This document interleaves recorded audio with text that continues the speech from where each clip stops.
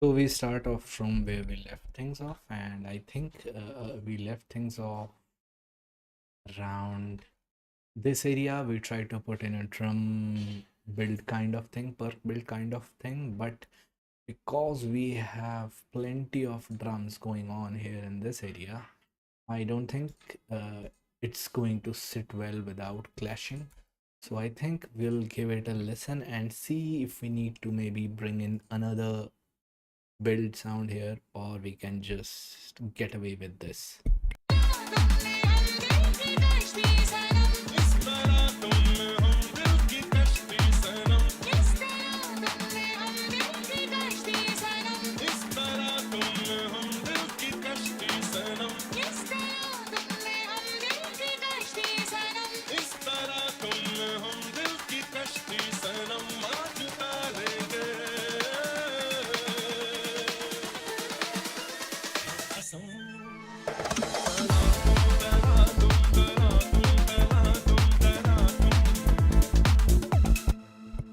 Now at this point, I think I'm pretty fine with this, and I have nothing in the perk build, so I can trash the track. And right now the thing is, I need to go back to drop A and find out some of the sounds that I later on added into the drop to come in here. For example, this particular fourth bar chirp came in there, so I can either copy from there or just drag select here and duplicate. What else was there inside the drop? I had this particular cymbal swell going on, so I can just maybe select these 1 and 2 bar and 6 bars and 8 bars. And what happens if I do control D? Does it fit in the right section? Yeah, I guess. I have cymbal swell going on consistently, repeatable, predictable, boring kind of stuff, but I think need to get that there to anchor things up. And then in the drop, okay, what else was there? I don't think anything else was there. Maybe this transitional swell of crash also need to repeat itself here, once at the end of this 8 bar section of the drop. So first half of drop B, we can, get this thing repeating. And I think we have reached, initially while live streaming in the previous session, we decided to go in the arrangement view, skimming through all the sounds and seeing what's necessary to put in, what shall be eliminated. So I think we have reached till second drop, and I think right now we can just continue going through the second drop into the outro and see if we need to fit anything in or if we need to take anything out. And then I think we can still leave some of the decisions of taking anything out to the mixing stage when we later on, if we later on face any kind of difficulty in sounds fitting in and filling stuff in together in terms of frequency spectrum. But right now we can just focus if we need to add anything, and if anything instantly clicks, that we shall remove something that's not working. For example, the way we adjusted all the build-up sounds, because how second drop comes in with a vocal chop is different from first drop, so simple copy paste would not go very well. Let's just go from half of the build-up again, and this time we'll play through the drop and go towards the outro to see what needs to be done into the outro. Because right now you can see outro is not having any melodic element at all. Bass is playing to I think initial first 4 bars of the outro. Let's see.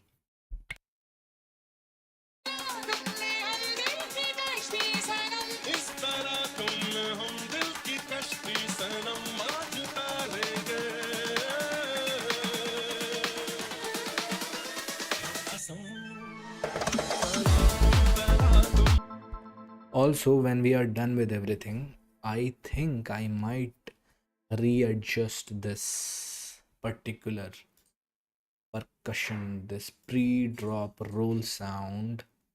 I think I might just chop things and adjust them here and there, like maybe put this faster bit, this more closer to the drop, and this slower bit much more closer to this area.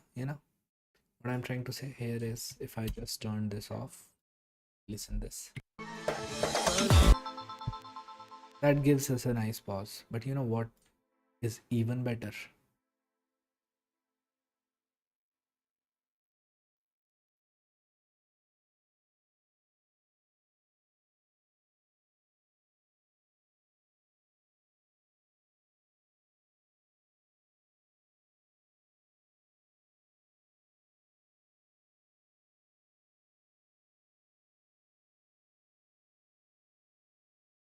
Again, it's just another small hit and trial, just going by the logic that initially the hits are more spaced out in terms of rhythm, and then they go closer, then things start hitting faster on the perks as we move closer to the drop.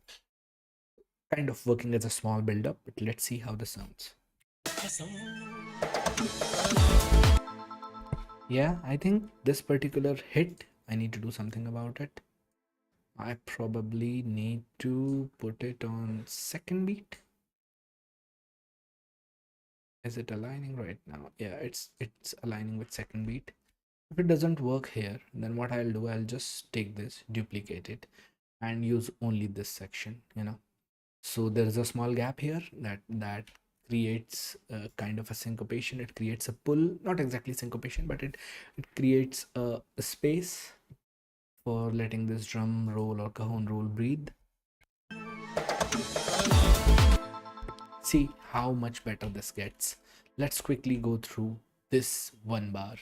We start at 23rd bar and go into drop A, and then we are gonna start just 2 bars before 71st bar and go into drop B. We are going to compare both the cases quickly.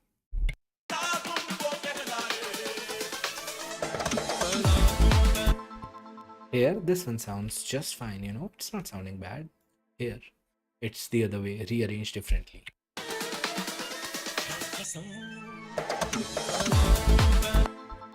I think I would really love them to be as is. You know, have it this one built in differently and have this one building in differently. I don't mind them being different, but I think that's it's a nice touch.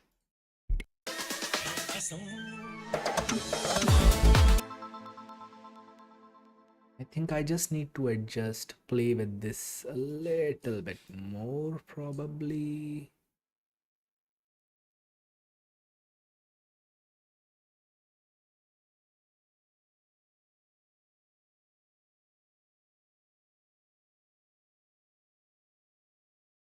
Let's hear it. Yeah, this has gone a bit more faster into the drop.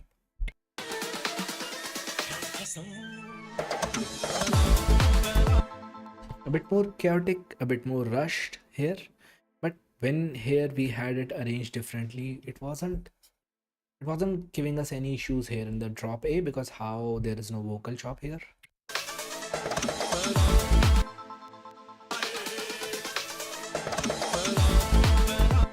It's essentially coming in differently here and coming in differently here, but it is still sounding fine being different in both the places.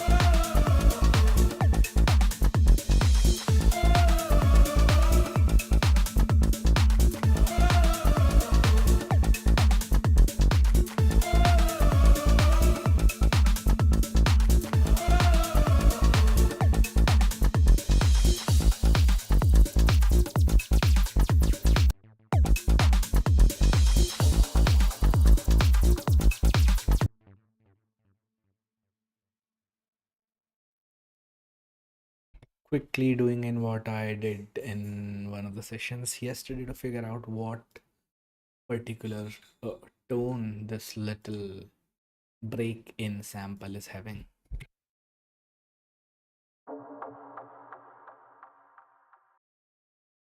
And I think I should have clicked hold earlier, and I'll do that this time.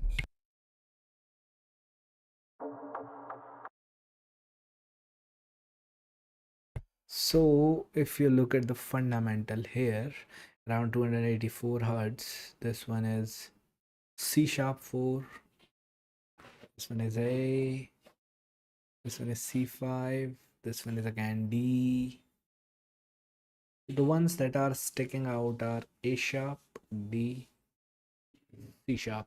So we'll have to see how can we probably pitch shift it up or down to make it fit. I think the tuner wasn't able to get anything in here.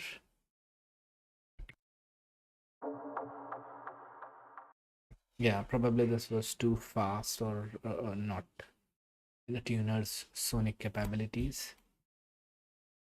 If this doesn't work, we might have to ditch the whole sample instead of putting efforts in pitch shifting it and whatnot. Maybe we'll find another nice sample.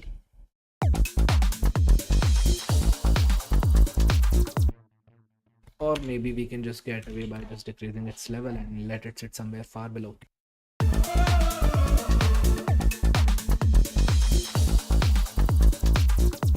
You see instant improvement on perception of how it was earlier. It was too dominant because the gain was a bit too much compared to other sounds, and this was sitting right in your face.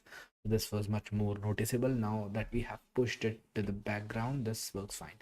I think right now we have reached the outro, and we'll just go from this 101st bar here, and we'll continue going towards this end. And then we'll see if we need to bring in anything somewhere in terms of effects or anything, and I think everything else we can figure out later.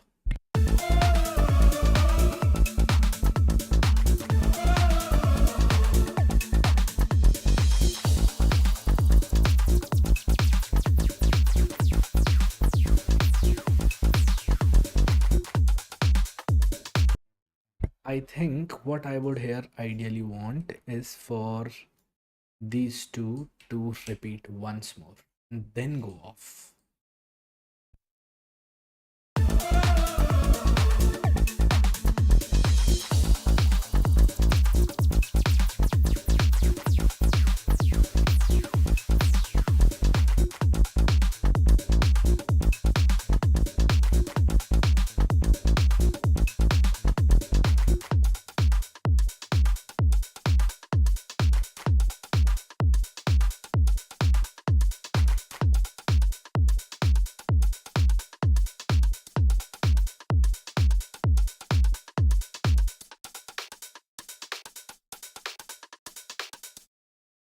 I think that is pretty much fine.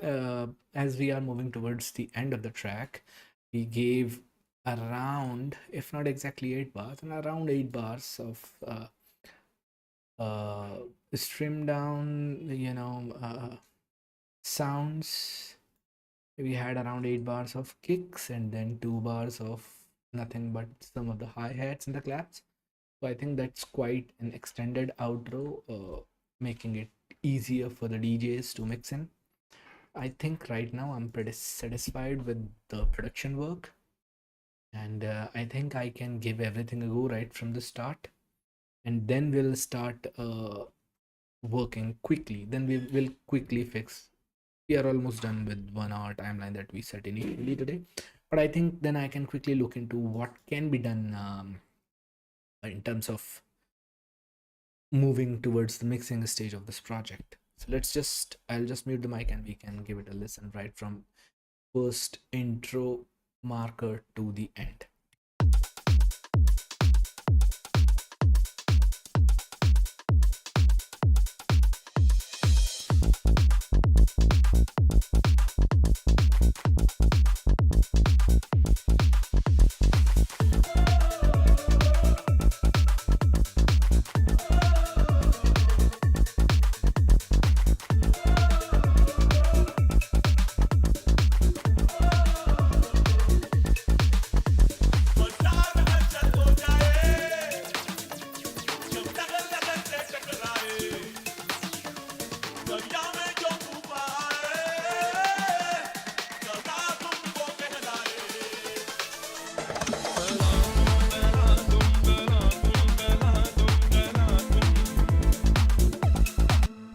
Now it is also time to create a contrast in terms of filters opening up and closing up. So what I can do is I can just throw some of the, like, I can throw stuff on my bass group itself, but right now I would avoid putting anything on the groups, because when I move towards mixing stage, ideally I convert everything into audio, and then I have stems, and then I'll start mixing with those stems. So anything that I'm putting on bass, it goes through the processing and then it comes out. So maybe I can do that kind of, filter, etc., kind of movement thing when we are in the mixing stage. So I am planning to probably have the kick made a bit wacky, taking some of the low end between this 9th to 17th bar as we move into the build. Similarly for the bass, as you can see, the while listening to the track back, I deactivated some of the sections of the bass track. That is because I feel like I should not be giving up the whole bass riff right here. I can maybe let that happen between 9 to 17, and when I listen back, I will decide whether I shall deactivate some of the sections here as well.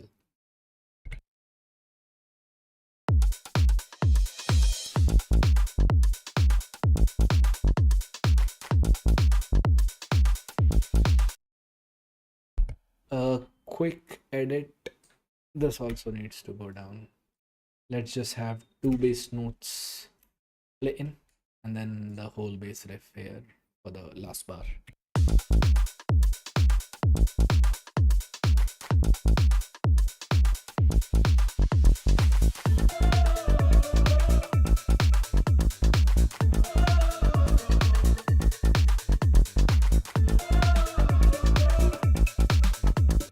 So one of the way that we have created contrast is by disabling or deactivating some of the sections of the clip. You may as well delete that, it's not a big deal. But another way, here we are not going to repeat the same thing. Here the process can be changed slightly.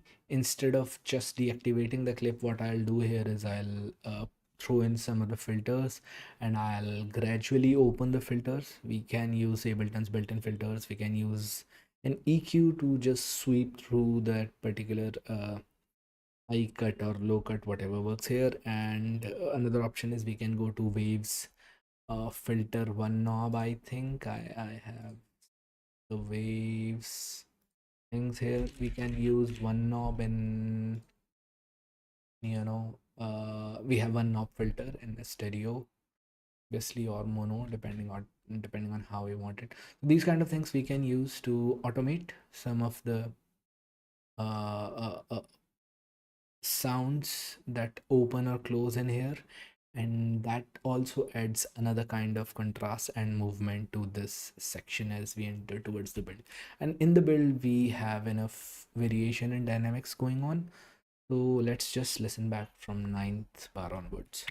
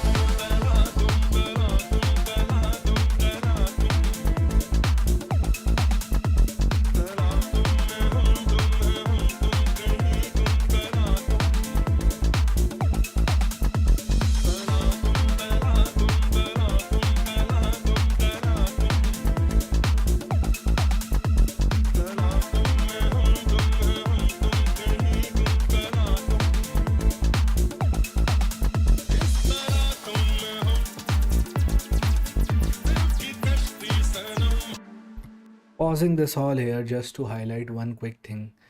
Right now we don't have any sidechain running. The whole thing is like a mix wedge, setting everything in there.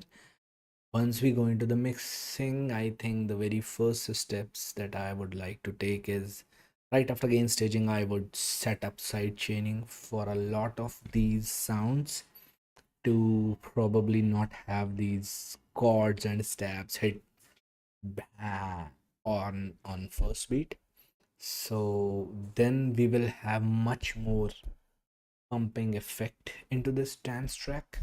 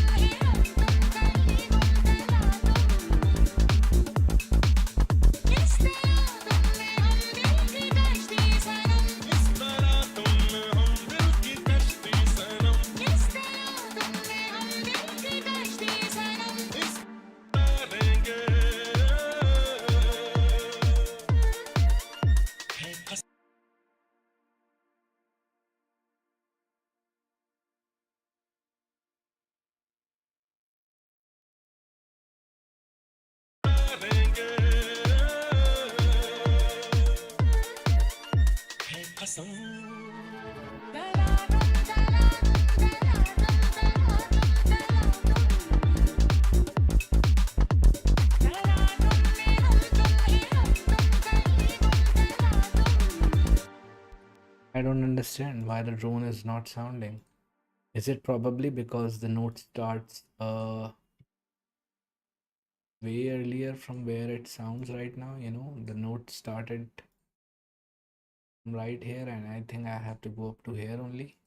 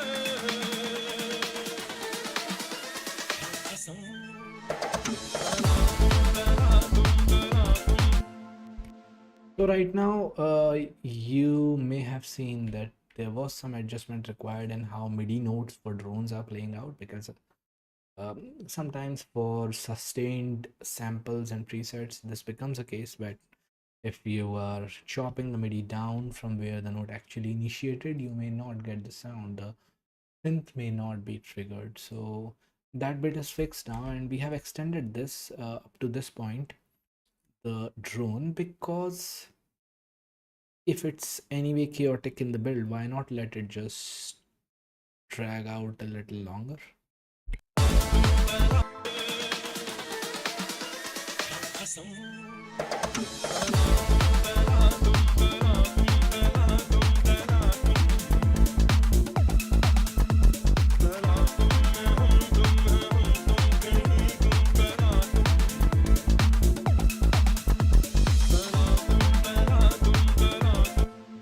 So we have already listened to this enough times, and I think right now I'm satisfied with this. So now when we go into the mixing stage, and we are at 21:55, the target was to go into the mixing stage by 22. So I have just 4 minutes to wind that up. Right now I have saved this. Now I'm going to save it as, save this project Ableton Live Sat as. and it will give me my window. Earlier I had this project at 126, so you can see there 126 images. So what I am going to rename this as Tala Tum 128 A major mix down. I want to separate the versions, the version where I have worked things up to this point and they are in MIDI instruments forms or whatever raw form of the project. I'm going to save that as a separate Ableton live set. And now when I have the mixed down version and I click on save, and you can see here the name has changed. Now with that done, what I'm going to do is I'm going to focus on mixing, right? So if you look at my stems group, we'll quickly go through various groups. We'll convert to audio whatever we need to. So if I look at my stems group, I'm going to figure out that out of useful chops, I have taken everything. So I can simply hit delete on this stems group. Just delete this. Let's go into Vox. You can see I have well Vox 1, 2, main Vox, everything. So what I'm going to do is just go until there, freeze these tracks at once. Another approach that I may have taken would have been slightly faster or not, because processing time would again be same. I would have ungrouped all the tracks, which I'm anyway may or may not do depending on how I'm approaching mixing. But I think I'll let these groups sit as is, because sometimes what happens, I have main Vox, I have a layer known as pad Vox. What that is particularly vocals with bit of a pad kind of sound. There are some effects that are making vocals slightly darker. I'm going to flatten the tracks after I have frozen them. Although these were already audio tracks, there's not much of a difference. But instead of skimming through everything, it's just part of habit. Now we go to kick. You see, the kick is a MIDI note playing in a particular kick sample. I think if I go into the again, Evo Sounds house kick tetanus vibes, and I have changed its volume to 0 dB from the default of minus 12 dB of sampler. Now I can do one thing. I can let it be as is, or I can just do the same thing which I did to other things, like just freeze and flatten. Right now the process is going to be pretty simple. I'm going to freeze and flatten all the sounds. I am going to let them stay in the group so that it's pretty easier for me to, uh, work with later on. So you see the kick track converted to audio. For some reason, we cannot see the waveforms. Yeah, now we can. Oh, can you see what is happening here? Can you see what is happening here? See, the transients of the kick are being cut. This is a problem. This is a problem. I didn't notice this earlier, but if the transients of my kick are being cut, it is a problem. So I think I'm going to just undo flatten track. I'm also going to undo freeze. What I can do to make this better, just go into my device, and here, see, if you look at the sample in the sampler, it has pretty fine transients, but I think when we hit the MIDI notes with full velocity and the volume here is reduced, it's not reduced, it's going full blown, it's causing some kind of, uh it's chopping off the sample from its crest because it's making it louder, and clipping takes place when we process this into audio. So right now the best advice would be to go for minus 6 dB, and I want to closely monitor this. When I go to minus 6 dB and I freeze the track and then I flatten the track, then I'll have to see how audio waveform of the kick appears. There are a lot of things you can achieve by simply looking at your waveforms.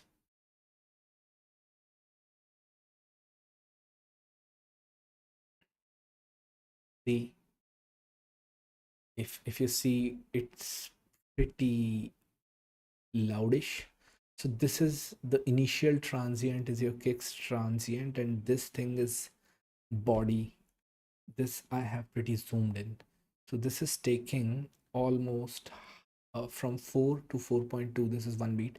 This kick is taking almost half a beat, which is fine for a tech house track. Although I can make this kick shorter, I might have, could have, but if needed, I can still do that. And the process is really simple. I can just throw in any kind of LFO tool or transient shaper, or maybe something like kickstart to, I can go to my favorites, go to my kickstart. I can throw in a kickstart too, and I can just, throw in any kind of let it run in sync with this host, basically Ableton's tempo it takes, Ableton's whatever BPM settings. And then I have reverse of, see it, the name of this particular sample itself or preset itself is shortcake. This is just one of the presets. What it will do, if I just play the track for you, and I can further drag this here. That way you can see the faded out kick section here.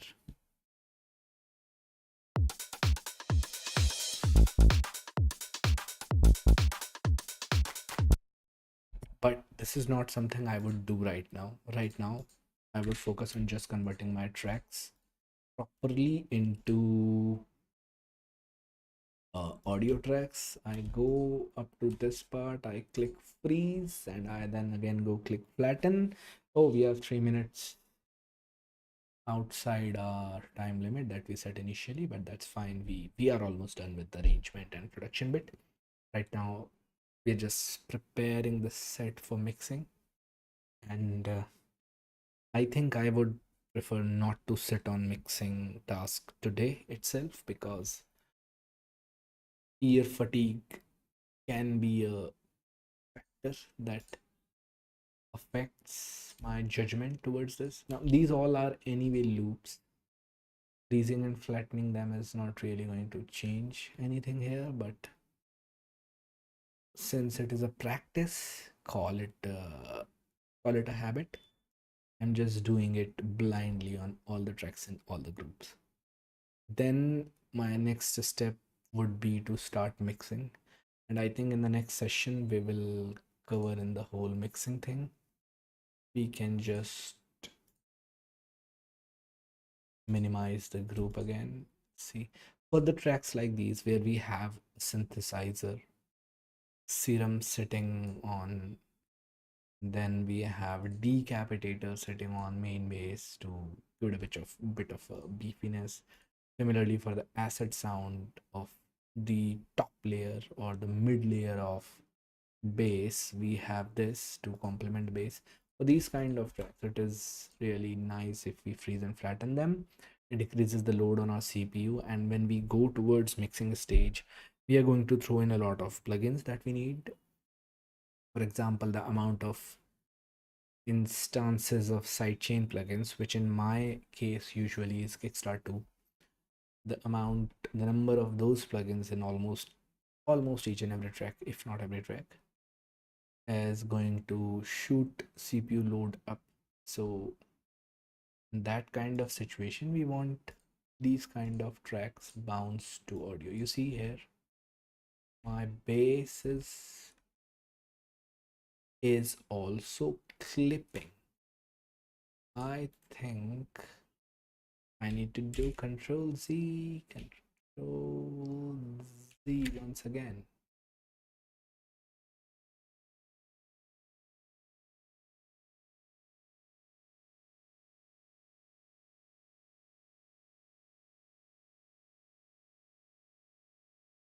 Well, I don't know why Control Z is not working. Yeah, now it is working. So when I go into main bass and I figure out that it's clipping, and it converting to audio. So what I can do is I can go into the output and see that my output is reduced by a decent amount from decapitator, because you see the mix is 100% wet. The output is essentially what's gonna give me levels here in this little indicator here. That determines if my signal is running in too hot or not. So let's just go in and now freeze and flatten these tracks again. Hopefully our bass tracks waveform would not be clipped. So this is one of the important things that you need to be careful of when freezing and flattening your tracks, so that you don't end up with already clipped sounds and you lose bit of a character. There are some things people like to use soft clipping to give a certain character to their sounds, but I'm more of a neat freak in this context. You see, now your bass has proper waveform without it being clipped. Yeah, we can just set it back to where this was. Now we go to melodic section. We have plenty of our organ was mute for some reason throughout this stage. Okay, right now I cannot just go back to the production stage and check why organ was muted. Where do I need to eliminate it from the equation? Where do I need to put it back, and all those kind of things? So right now I'm just going to freeze and flatten it. Even if later I want to eliminate organ from some of the parts of the track, I would just select that and delete it. Big deal.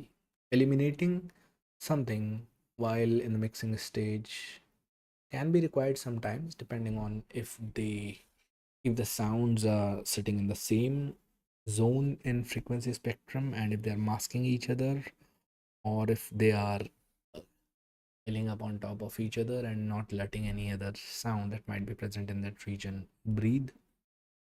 So it may be required to eliminate some of the sounds while mixing, and it's pretty easy as well. So let's keep this bit for mixing stage. We have arrangement frozen and this flatten as well. All our sounds are converted into audio. Ear candies are all anyways audio. Despite this being a habit, let's not waste our time in this. You can see right now CPU load goes to 0, and I can just hit Control S and it would just save my session ready for the mix down. Before we go into the mix down, there are some of the things I would like to start up with. I would like to throw, sorry, not an EQ, but a utility on my master channel. And what a utility does, it just clicks on bass mono, and I want everything under 120 hertz right here. I think you might be able to see this or not sure if my camera feed is clipping it, but there is a bass mono switch in utility. I just toggle that on, and the frequency can be selected based on what you hear or something like that, but I would like to keep it default 120 hertz. So everything under 120 hertz would be converted into a mono signal. That is the target of this utility that I threw in right in the beginning of any mix session. The next stage would be to just go through all these tracks, find out whichever is highest level, just drag them all down to zero minus infinity. That has a purpose as well. I'll talk more about it when we actually start mixing. Just know that in the next session we will start right from the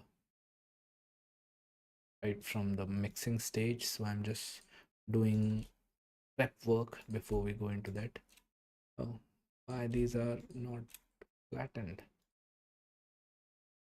Flatten these tracks, yes please. I go into this to this, and whichever has highest level, I drag all of them together. So I'm using shift to select all of these together.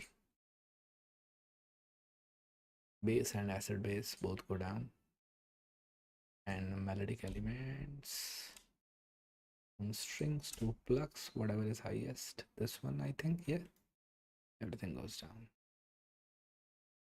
And drum racks, yeah, melodic elements, and then ear candy as well.